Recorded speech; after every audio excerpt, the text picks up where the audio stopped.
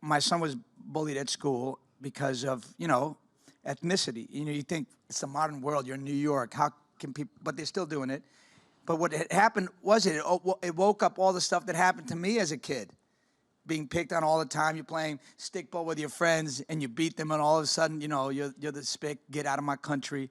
And you're like, oh, yo, what happened? I thought we were friends. All of a sudden I'm other, and you realize, oh wow, they see me as other. I didn't realize, I didn't see myself as other, but now I know for sure. And then I started like analyzing all the history I was reading. I go, wow, if our Latin contributions were in history textbooks, they wouldn't say things like that, like get out of my country. I mean, because Latin people are the second oldest ethnic group in America after Native Americans. We're the only ethnic group that has fought in every single war America has ever had, and we're the most decorated minority in every single war. And I'm talking about the American Revolution. I'm talking about French-Indian-American War. I know it doesn't say Latin in it, but we were there. And War of 1812, I know everybody hates that stupid war, but we were there too. 1860s, the Civil War, every single war.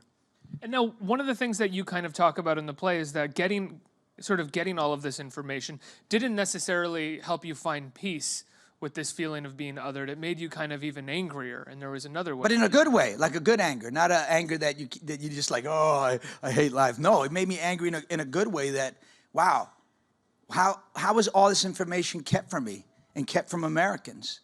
What's going on here? And it makes you like want to investigate the reasons why Latin history is being banned in Arizona.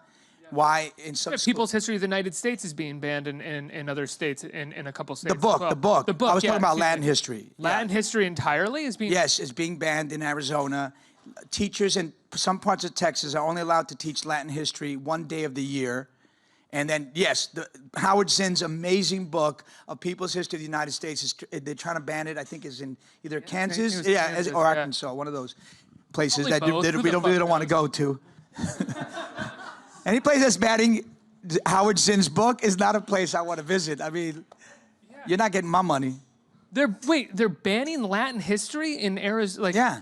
And they're trying to keep it out of textbooks in Texas and black history with things like, oh, we can't really teach slavery because the kids are so young and vulnerable and it's too harsh a subject matter. Yeah, I'll slap you across the face. It's BS. It's bullshit. Come on. I'm sorry, I'm shocked. I'm going to need a second here to recover. That's that's how I felt reading all about Latin history. You're like, oh my God, wait a minute. What? We had 10,000 unknown Latino patriots in the American Revolution. We helped finance the American Revolution. Cuban women in Virginia sold their jewelry, their hoop earrings and door knockers, to feed the patriots. And Latin General Bernardo Galvez gave $70,000 worth of weapons to George Washington. So we too are the sons and daughters of the American Revolution. You never hear that. Then you wouldn't hear these senators like Steve King of Iowa or Tom Tillis of North Carolina saying that Hispanics and blacks are not traditional Americans. You would never hear that if our history, Latin and black history, were put back into history textbooks.